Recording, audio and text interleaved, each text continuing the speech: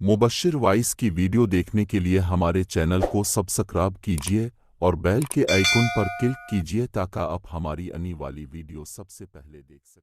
अस्सलामु अलैकुम वरहमतुल्लाहि वबरकातुहू। बिस्मिल्लाहिर्रहमानिर्रहीम।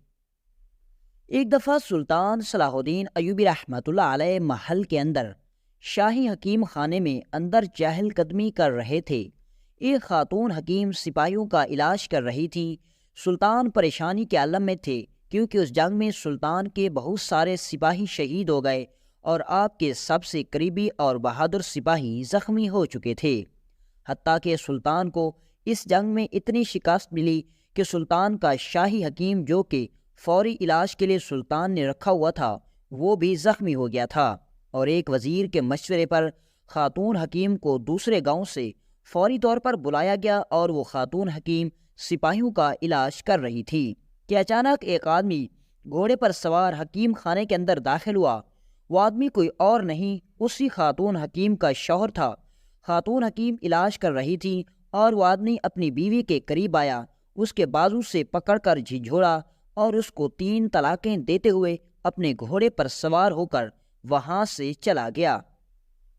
लेकिन हैरानी की बात उस वक्त हुई कि उस खातून हकीम ने अपने शौहर से तलाक लेने के बाद भी सिपाहियों के इलाज में उसी तरह मसरूफ़ रहीं जैसे ये पल उससे उसी वक्त भूल गया हो। सुल्तान सलाहुद्दीन अयूबी रहमतुल्लाह अलैह उसको हैरानी से देखने लगे। हत्ता कि सारी सिपाही भी उसको हैरानी से देखने लगे कि एक खातून को उसके शौहर ने हकीम खाने में सुल्तान सलाहुद्दीन अयूबी रहमतुल्लाह अलैह के सामने इतने मरीजों के सामने सरेआम तलाक दे दी, लेकिन उस औरत को महसूस ना हुआ। असल में ये वाक़या यूँ हुआ था कि एक दफ़ा सुल्तान सलाहुद्दीन अयूबी रहमतुल्लाह अलैह को खबर मिली कि रिनाल्ड बादशाह को उसके पड़ोसी बादशाह की तरफ से बारूदों से लदे हुए और असले से भरा हुआ काफिला बादशाह रिनाल्ड की तरफ जा रहा है और अगर वो बारूद और सारा सामान रिनाल्ड बादशाह के हाथ सही सलामत पहुंच गया तो उससे रिनाल्ड बादशाह बहुत मजबूत हो जाएगा और मज़ीद सुल्तान सलाहुद्दीन अयूबी रहमतुल्लाह अलैह के लिए मुश्किलात पैदा करेगा। जब यह खबर सुल्तान सलाहुद्दीन अयूबी रहमतुल्लाह अलैह को अपने एक ख़ास जासूस से मिली तो सुल्तान सलाहुद्दीन अयूबी रहमतुल्लाह अलैह ने उसी वक्त उस काफिले के गिर्द घात लगाने का सोचा, लेकिन बदकिस्मती से रिनाल्ड बादशाह का जासूस भी सुल्तान के बहुत करीब था और इस बात की खबर रिनाल्ड बादशाह को पहुंच गई कि सुल्तान सलाहुद्दीन अयूबी रहमतुल्लाह अलैह उसके काफिले पर हमला करने वाला है। लिहाजा जैसे ही सुल्तान सलाहुद्दीन अयूबी रहमतुल्लाह अलैह ने घात लगाई तो रिनाल्ड बादशाह के सिपाही पहले से छुपे हुए थे। सुल्तान सलाहुद्दीन अयूबी रहमतुल्लाह अलैह ने अपनी बेहतरीन हिकमत अमली के साथ उस सारे सामान को तो अपने कब्जे में ले लिया और रिनाल्ड बादशाह के सिपाहियों को शिकस्त दे दी, लेकिन इस सारी सूरत हाल में सुल्तान के सारे सिपाही शहीद हो गए और बहादुर सिपाही जख्मी हो चुके थे। बदकिस्मती से इस दफ़ा सुल्तान सलाहुद्दीन अयूबी रहमतुल्लाह अलैह ने शाही तबीब को साथ चलने को कहा ताकि अगर कोई सिपाही जख्मी हो जाए तो उसका फौरी इलाज किया जाए। और उस जंग के दौरान जब शाही तबीब ने देखा कि सारे सिपाही शहीद होने लगे हैं तो उसने भी सोचा कि मैं भी शहादत में हिस्सा ले लूं और उसने अपने नयाम से खंजर निकाला और रिनाल्ड बादशाह के सिपाहियों के गले काटने लगा। लेकिन जंग के दौरान सुल्तान का शाही तबीब भी शदीद जख्मी हो चुका था। लिहाजा जब सुल्तान सलाहुद्दीन अयूबी रहमतुल्लाह अलैह के जख्मी सिपाही हकीम खाने में पहुंचे तो तबीब न होने की वजह से बड़ी मुश्किल का सामना हुआ। लेकिन उसी वक्त सुल्तान के एक वजीर की अक्लमंदी ने बहुत सारी कीमती जानें बचा ली। उसने सुल्तान को बताया, हजूर हमारे पास ही के एक गाँव में एक खातून हकीम जो कि बहुत दूर से ख़ास तौर पर एक ज़मींदार का इलाज करने के लिए आई है और अभी तक वो उसी गांव में मौजूद है। आप अपना सिपाही घोड़े के साथ उसके पास भेजें ताकि उस खातून तबीब को फ़ौरन यहाँ ले आया जाए ताकि वो ज़ख्मी सिपाहियों का इलाज कर सके। सुल्तान के हुक्म पर खातून हकीम उसी वक्त सुल्तान के सिपाहियों के साथ महल में पहुँच गईं और सिपाहियों का फौरी इलाज करना शुरू कर दिया। और उसी दौरान इलाज करते हुए अचानक उसका शौहर हकीम खाने में दाखिल हुआ था और उसको सरेआम तलाक देते हुए चला गया था। लेकिन इस बात का ज़रा बराबर भी असर उस खातून पर नहीं हुआ। سلطان جانتا تھا کہ جب ایک عورت کو طلاق ہو جاتی ہے تو طلاق عورت کے لیے موت کا دوسرا نام ہوتا ہے، لیکن جب سلطان نے اس عورت کے تاثرات کو دیکھا تو یہ بات سلطان کے لیے ہضم نہیں ہو رہی تھی۔ اس وقت تو سلطان صلاح الدین ایوبی رحمۃ اللہ علیہ بغیر کوئی سوال کیے وہاں سے چلے گئے۔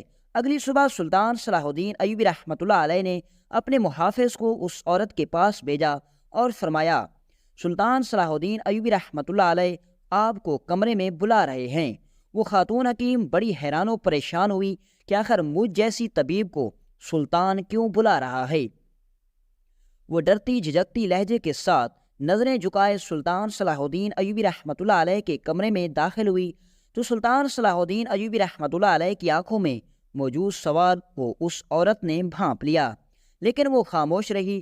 سلطان صلاح الدین ایوبی رحمۃ اللہ علیہ نے اس عورت کو کہا کہ جب ایک عورت کو طلاق ہو جائے تو طلاق عورت کے لیے موت کا دوسرا نام ہوتا ہے، لیکن ایک بات میری سمجھ میں نہیں آئی کہ تمہارے شوہر نے تمہیں سریعام سب کے سامنے طلاق دے دی اور تمہارے چہرے پر ذرا بھی تاثر نہ بدلا۔ اس عورت نے سلطان صلاح الدین ایوبی رحمۃ اللہ علیہ کے سوال کے بدلے میں جو جواب دیا اس نے سلطان کو خاموش کر دیا۔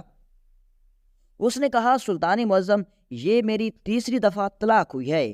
اس سے پہلے مجھے 2 بار میرے شوہروں نے طلاق دے دی، لیکن اگر مجھے طلاق غلط کام کرتے یا کسی دوسرے مرد کے ساتھ جسمانی تعلق قائم کرتے ہوئے مل جاتی تو شاید میری پہلی طلاق ہی میری موت کا سبب بنتی، لیکن دکھ کی بات تو یہی ہے کہ تیسری مرتبہ میں کوئی نیک کام کرنے چلی اور اسی نیکی کے بدلے میں مجھے طلاق ہو گئی۔ سلطان صلاح الدین ایوبی رحمۃ اللہ علیہ بڑا حیران ہوا کہ آخر یہ عورت کیا کہنا چاہتی ہے۔ اس نے کہا، سلطان معظم، میں ایک حکیم صاحب کی بیٹی ہوں۔ بچپن ہی سے مجھے اپنے بابا کی طرح ایک عقل مند اور سمجھدار طبیب بننے کا شوق تھا۔ میرے بابا نے مجھے بچپن ہی سے ایک مدرسے میں طب کی تعلیم دینے کے لیے بھیج دیا۔ جب میری عمر 12 سال ہوئی تو میں نے طب کی تعلیم حاصل کرنے کے ساتھ ساتھ اپنے بابا کے پاس آ گئی اور اپنا بابا کے ساتھ حکیم خانے میں مریضوں کی دیکھ بھال کرتی اور اپنے بابا کے ساتھ مجھے بہت کچھ سیکھنے کو ملتا۔ میں نے تقریباً 8 سال اپنے بابا کے ساتھ حکیم خانے میں مریضوں کا علاج کیا اور میری زندگی کی تاریخ میں بہت ہی ایسے مریض کم واپس گئے ہوں گے جن کو بابا کی دوا سے شفا نہ ملی ہو۔ جب میری عمر 20 سال ہوئی تو میرے بابا نے میری شادی ایک تاجر کے ساتھ کروا دی۔ وہ تاجر ہمارے گاؤں میں رہتا تھا، شکل سے بہت خود شکل اور سلجھے ہوئے گھرانے سے تعلق رکھتا تھا۔ چھوٹی سی عمر میں وہ اچھا خاصا کاروباری بن گیا تھا اور میرے بابا نے اس کی قابلیت کو دیکھتے ہوئے میری شادی اس سے کروا دی۔ میرے بابا کی چند سالوں بعد وفات ہو گئی۔ میں اپنے بابا کی اکلوتی اولاد تھی، لہٰذا میں نے اپنے بابا کے حکیم خانے میں ہی اپنا حکیم خانہ کھول دیا اور تمام گاؤں والوں کی دیکھ بھال کرتی تھی۔ وقت گزرتا رہا۔ ایک دن میں حکیم خانے میں بیٹھی ہوئی تھی کہ اچانک ایک نوجوان حسین و جمیل لڑکا دوڑتا ہوا میرے پاس آیا اور آ کر مجھے کہنے لگا، اے خاتون، ابھی اور اسی وقت آپ میرے ساتھ چلو۔ میری ماں فلاں جھونپڑی میں زندگی اور موت کی کشمکش کے درمیان لڑ رہی ہے۔ میں نے اس سے پوچھا کہ تمہاری ماں کو کیا ہوا؟ تو اس نے کہا کہ میری ماں پیٹ میں درد کی شدت سے تڑپ رہی ہے اور لگتا ہے کہ میری ماں نے کچھ زہریلی چیز کھا لی ہے۔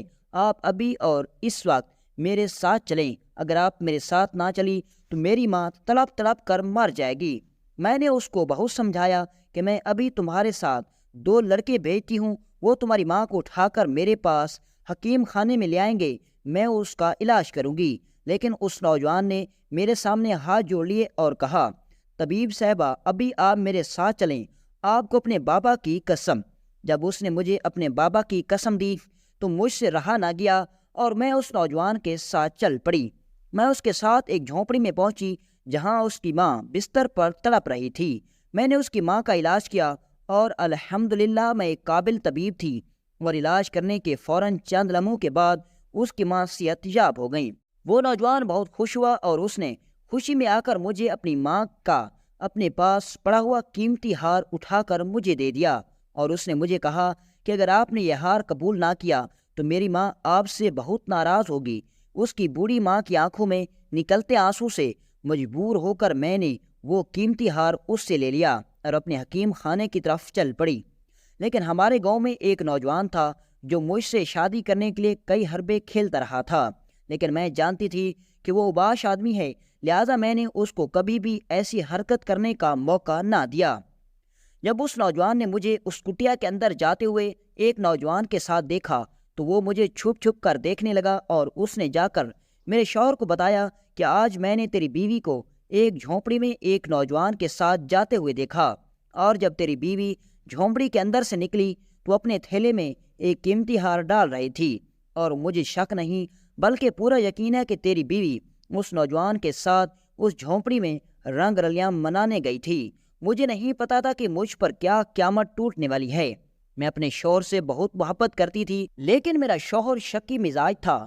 شام کے وقت میں جیسے ہی اپنے گھر پہنچی تو میرے شوہر نے میرے ہاتھ سے تھیلا چھینا، اور تھیلا چھیننے کے بعد جیسے اس نے تھیلے کی تلاش لی تو اس میں وہی ہار موجود تھا۔ میرے شوہر نے بغیر اس کا شک یقین میں بدل گیا، اور اس نے مجھے اسی وقت طلاق دے دی۔ اس نے مجھے اپنی صفائی میں کہنے کے لیے ایک موقع بھی نہیں دیا۔ میرے شوہر کی طلاق مجھ پر قیامت بن کر ٹوٹی۔ 2 ماہ تک مجھے یہ ہوش نہ رہا کہ میں ایک طبیب تھی۔ گاؤں کے لوگ میرے پاس آتے اور کہتے کہ گاؤں کو آپ کی بہت ضرورت ہے، کیونکہ اس گاؤں میں میرے علاوہ اور کوئی طبیب موجود نہیں تھا۔ لیکن میں طلاق کے غم میں اپنے پیشے کو بھول گئی تھی۔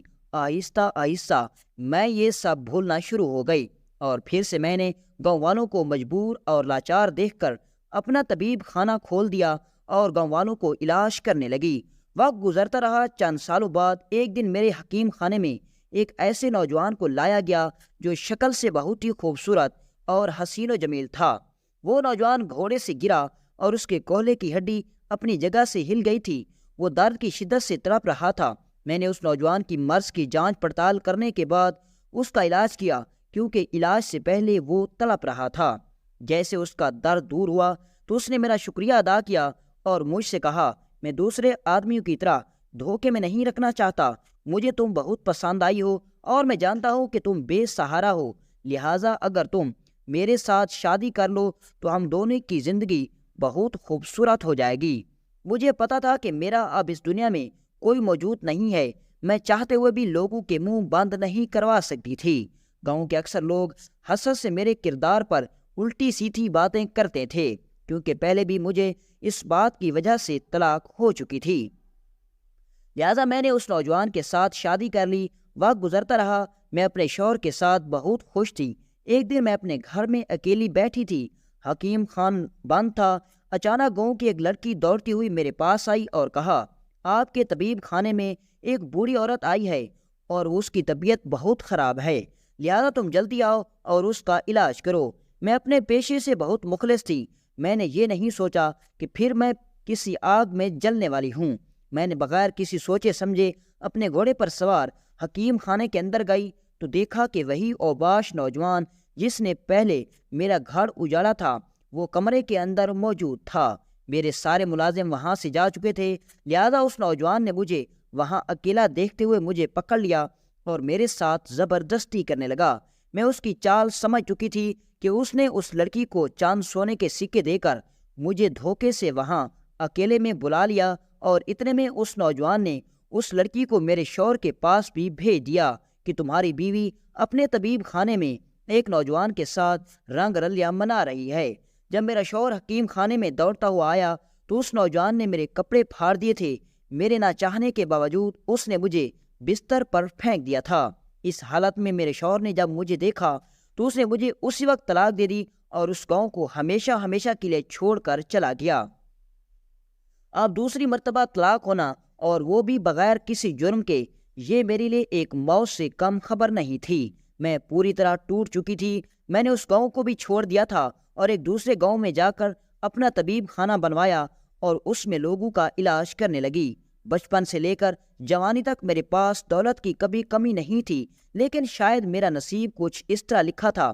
میرے پاس دولت موجود تھی، حسن تھا، جوانی تھی، لیکن 2 مرتبہ 25 سال کی عمر میں مجھے طلاق ہو چکی تھی۔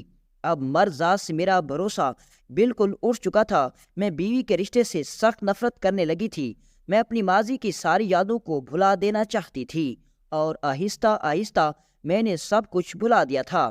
اس واقعے کو تقریباً 2 سال گزر چکے تھے کہ ایک دن میں ادویات لینے کے لیے بازار سے کچھ چیزیں لینے کے لیے چلی گئی تو اسی دوران میری ملاقات ایک تاجر سے ہوئی۔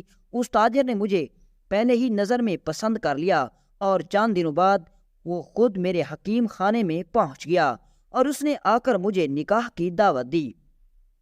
میں نے صاف صاف انکار کر دیا اور اس کو اپنی 2 طلاقوں کے بارے میں پہلے تفصیل سے بتایا، لیکن شاید قسمت اس بار بھی میرا ساتھ نہیں دینے والی تھی اور میں مرد ذات کی باتوں میں آ گئی اور اس نے مجھے سنہرے مستقبل کے خواب دکھائے اور میں نے اس کے ساتھ نکاح کر لیا۔ وقت گزرتا رہا اور میں اپنے شوہر سے بہت خوش تھی، لیکن آہستہ آہستہ مجھے پتہ چلا کہ کاروبار ہی اس کی سب سے پیاری چیز ہے۔ عورت ذات تو صرف وہ استعمال کرنے کے لیے رکھتا ہے، اور حتیٰ کہ مجھے یہ بھی پتہ چلا کہ وہ اپنے منافع کے لیے غیر مسلم تاجروں کے ساتھ بیٹھ کر کھانا کھاتا ہے، ان کے ساتھ وقت گزارتا ہے۔ اور چند دن پہلے مجھے اس بات کی خبر چلی کہ وہ رینالڈ بادشاہ کے ایک قریبی وزیر کے ساتھ اپنے چھپ چھپ کر تجارت کرتا ہے اور اس سے اچھا خاصا منافع ہو رہا تھا۔ اور کل صبح آپ کے حکم پر محل آتے ہوئے جب بازار سے گزر رہی تھی تو اس وقت مجھے پر میرے شوہر کی نظر پڑ گئی۔ میں آپ کی سپاہیوں کے ساتھ کیا کرنے آ رہی تھی؟ میرے شوہر نے تحقیق کی تو اسے پتہ چل گیا کہ میں سلطان صلاح الدین ایوبی رحمۃ اللہ علیہ کے سپاہیوں کا علاج کرنے جا رہی ہوں۔ جب میں اپنے طبیب خانے سے چلی تو مجھے پتہ چل چکا تھا کہ اگر میرے شوہر کو اس بات کی خبر ہو گئی تو مجھے طلاق ہو جائے گی، لیکن میں سلطان کے حکم کی خاطر اپنی جان قربان کر سکتی تھی، تو یہ صرف طلاق تھی۔ اور اس لیے جب میں نے اپنے شوہر کو حکیم خانے میں آتے ہوئے دیکھا تو مجھے اس بات کا اندازہ ہو گیا، اور اس وجہ سے میں نے اپنے شوہر کی طلاق دینے پر کسی تاثر کا اظہار نہیں کیا، اور اس بار مجھے افسوس نہیں بلکہ فخر ہو رہا تھا کہ میں نے سلطان صلاح الدین ایوبی رحمۃ اللہ علیہ کی خدمت کی خاطر طلاق لی۔ اور ایسے شوہر کے ساتھ رہنے میں کیا فائدہ جو اس دنیاوی دولت کے لیے کافروں کے ساتھ اٹھتا بیٹھتا ہے، کھاتا پیتا ہے، حتیٰ کہ شراب بھی پیتا ہے۔ اور اس لیے مجھے افسوس نہیں بلکہ خوشی ہوئی جب سلطان صلاح الدین ایوبی رحمۃ اللہ علیہ نے اس عورت کے منہ سے یہ ساری داستان سنی تو سلطان کی آنکھوں میں آنسو آ گئے اور فرمایا، جب تک آپ جیسے ایماندار بہادر خاتون میری سلطنت میں موجود ہے، کوئی بھی عورت ذات سلطان کی سلطنت میں کمزور نہیں سمجھ سکتا۔ اور اسی طرح سلطان صلاح الدین ایوبی رحمۃ اللہ علیہ نے اس حکیم کو اپنا شاہی حکیم مقرر کر دیا، اور پھر اس حکیم کا نام پوری مصر سلطنت میں مشہور ہو گیا۔